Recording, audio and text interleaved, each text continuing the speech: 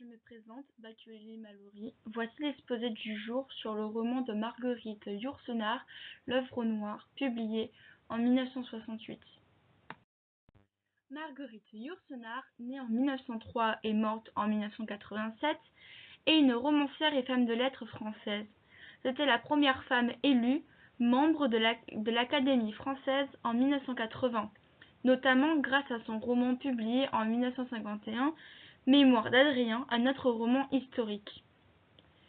Cette œuvre fait un succès immédiat auprès des lecteurs. C'est seulement 17 ans après, en 1968, elle publie L'œuvre au noir, œuvre grâce à laquelle elle obtient la même année le prix Femina à l'unanimité.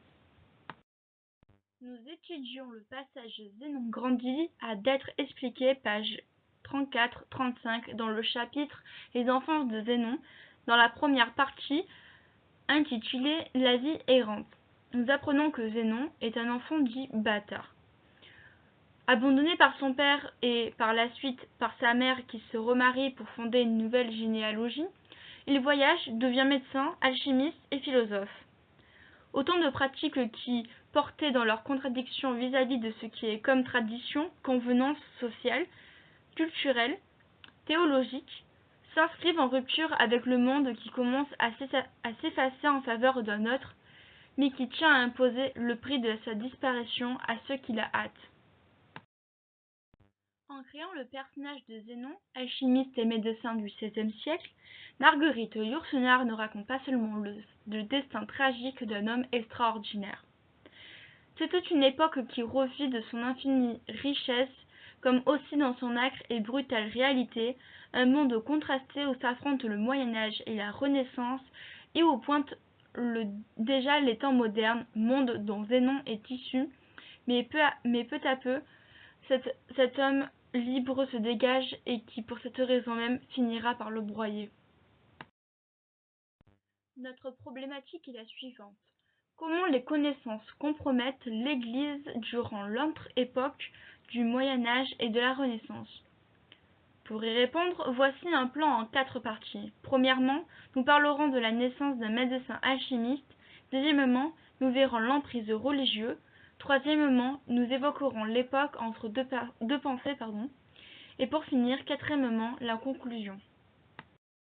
À travers le portrait de Zénon, dont nous suivons la formation et les transformations de sa naissance à sa mort, Marguerite Yourcenar décrit dans L'œuvre au noir le monde de la Renaissance où la culture et les découvertes scientifiques déstabilisent les assises d'un vieux monde porté par l'obscurantisme religieux et par l'amour du pouvoir et de la richesse. Ces deux parties inconciliables, bien qu'elles tiennent d'un espace-temps commun, sont incarnées au début du récit par Henri-Maximilien, d'une part, et Zénon, d'autre part. Les deux personnages, différents dans leur aspiration, se rejoignent dans leur manière de procéder pour les réaliser. Quitter la famille et le lieu natal pour aller vers l'ailleurs, ce qui dénote aussi un malaise social chez les nouvelles générations de Bruges au XVIe siècle. Comme nous le montre dans l'extrait donné, dès son apprentissage dans les domaines des sciences, Zénon est pressé d'apprendre cette rage de savoir qui est de bonne heure posséda Zénon, lignes 3 et 4, ou encore tout le champ lexical qui rejoint l'enseignement. Écolier, lignes 7 et 8, chien un apprenti, ligne 7, ce savant, ligne 9, son élève, ligne 11, science, ligne 13, livre et se mettre, ligne 20.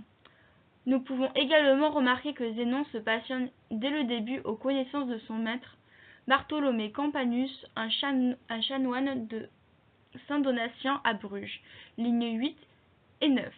Aux connaissances de ces derniers, il apprit à son élève le latin, le peu qu'il savait de grec et d'alchimie, et amusa la curiosité de son écolier pour les sciences à l'aide de l'histoire naturelle de Pline, lignes 11 à 14. Pline étant un auteur et un naturaliste de son siècle. Zénon, supposé né en 1510, a fait le choix de la culture, prêt à la recueillir partout autour de la Méditerranée, et se désintéresse de la richesse matérielle et de l'opulence de la table à laquelle il s'assoit. Il est en cela un enfant de la Renaissance. Zénon est en mal de liberté. il veut devenir lui-même, et ce par son libre arbitre. Chaque partie de ce roman est précédée d'une épigraphe révélant les transmutations identitaires qui attendent le personnage central et qui le mènent irrémédiablement, mais aussi avec une sorte de consentement de sa part vers la mort. Zénon apprend ainsi qu'il n'y a pas de vérité et préfère parler d'exactitude, ce qui en soi est un rejet d'une utopie, fondatrice des religions qui construisent leur discours sur l'affirmation d'une vérité qu'elles seules déterminent selon des règles qui leur sont propres. C'est grâce au savoir de son maître qu'il pourra par la suite se donner une réflexion autre que celle instaurée par l'Église. Outil d'une connaissance nouvelle et l'enrichissement qui consiste à apprendre que le rubis vient de l'Inde, que le soufre se marie au mercure et que la fleur que l'on nomme lilium en latin s'appelle en grec krinon et en hébreu susana, lignes 23 à 27. Les langues sont une connaissance nécessaire pour la médecine, en outre la science. La plupart des écrits sont en grec ou en latin, langue dont parlaient les plus grands savants de l'Antiquité, notamment Hippocrate et Galien. Savoir, pas que dans le domaine de la médecine, remis en question par le pouvoir ecclésial. Zénon écrit ses livres sans attendre le retour que la société lui en ferait, tant la réponse idéale serait un acte social révolutionnaire. Aussi, l'aboutissement de la démarche de Zénon sur sa vie ne concerne plus ce nom, mais l'autre, celui qui est choisi, c'est-à-dire Théus, qui n'est pas sans rappeler le théos grec, Dieu. Zénon a été abandonné par son père. Il s'est donc construit grâce à des pères symboliques. Rappelons que même ces derniers, il les a toujours contredits, défiés, comme cela se produit lors de son échange avec son maître de jeunesse, le chanoine Bartholomé Campanus, la veille de son exécution. Pour ne pas satisfaire les vœux paternels du vieux chanoine, Zénon refuse d'abdiquer, de mentir, en faisant mine de revenir sur ses déclarations et ses idées dans le but de sauver sa vie. Il préfère mourir que d'avoir un père. D'autant que Zénon, ayant mis enceinte une de ses conquêtes féminines, il a préféré fuir que d'assumer une quelconque responsabilité paternelle. Dans cet extrait, le narrateur nous rappelle que Zénon est dépourvu de paternel, mais grâce à l'Église, il a pu se forger un autre père qui n'est d'autre que le Père absolu et omnipotent. La cléricature restait pour un bâtard le moyen le plus sûr. Lignes 2 et 3. Il n'y a pas que Dieu qui a un esprit représentatif de la figure paternelle pour Zénon. En effet, le chanoine Bartholomé Campanus, qui est le beau-frère de l'oncle de Zénon, s'occupe de lui et lui instaure le savoir nécessaire pour la poursuite de ses études. Ce savant, usé par la prière et l'étude des bonnes lettres, était si doux qu'il semblait déjà vieux. Lignes 9 à 11. De plus, il y a constamment dans ce texte, un rappel à l'Église catholique Frivert, ligne 18, qui pourrait évoquer le fruit défendu de l'arbre dans le jardin d'Éden dans l'Ancien Testament, autrement dit la Bible. Il y a également le terme de diable abordé dans cet extrait, qui de bonheur posséda Zénon, ligne 4. Le verbe posséder fait directement un rappel à l'Antichrist, ennemi de la Bible et du Seigneur, et brûler, ligne 5, fait aussi une référence au bûcher, lieu d'exécution des femmes accusées de sorcellerie ou encore des hommes accusés d'hérésie envers l'Église, qui donne un avant-goût de ce qui attendra Zénon à la fin du roman. Tout discours prometteur d'une nouvelle symbolique, d'une nouvelle institution comme reconnaissant une nouvelle culture est considéré comme hérétique et peut par là entraîner à son auteur une condamnation à mourir brûlé vif ou décapité. Ce que nous enseignent donc ces deux mises à mort. Elles apparaissent comme une perversion symbolique de l'intellect, de l'esprit sortant de l'espace clos du discours théologique. Dans cette activité de médecin de l'âme et du corps, Zénon subit à son tour une transformation. Elle est d'abord, pourrait-on écrire, hallucinatoire. Zénon considère, après des années de pratique et de recherche scientifique, qu'il n'y a pas de différence entre le corps humain et le corps animal. Un constat qui a ses conséquences philosophiques puisqu'elle conforte l'athéisme du personnage. À cette transformation du monde de perception du mode, s'ajoute une transformation plus capitale, celle-là, qui touche l'identité du médecin philosophe. Nous pouvons apercevoir que dans cet extrait, le personnage de Zénon se fait la remarque que les livres divaguent et mentent comme les hommes. Lignes 28 et 29. Cela pourrait, en effet, évoquer la pensée évangéliste du XVIe siècle et rappelons que Zénon défie l'autorité ecclésiale avec son savoir et ses écrits. Le mensonge, ici, est que l'Église promet une croyance dont seuls ceux qui comprennent et parlent le latin sont en capacité de lire et de comprendre la Bible, ce qui est le cas pour le clergé et non pour les fidèles, et que les prolixes explications du chanoine portaient souvent sur des faits qui, n'avaient pas besoin d'être expliqués, lignes 29 à 31. De plus, nous pouvons relever que le latin et le grec sont deux langues mortes, même à l'époque de Zénon.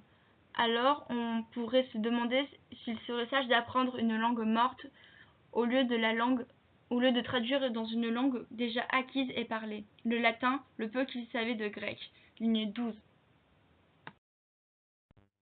L'œuvre noire raconte la vie de Zénon, un médecin, philosophe, alchimiste qui est né à Bruges en 1510 et qui durant toute sa vie parcourt l'Europe.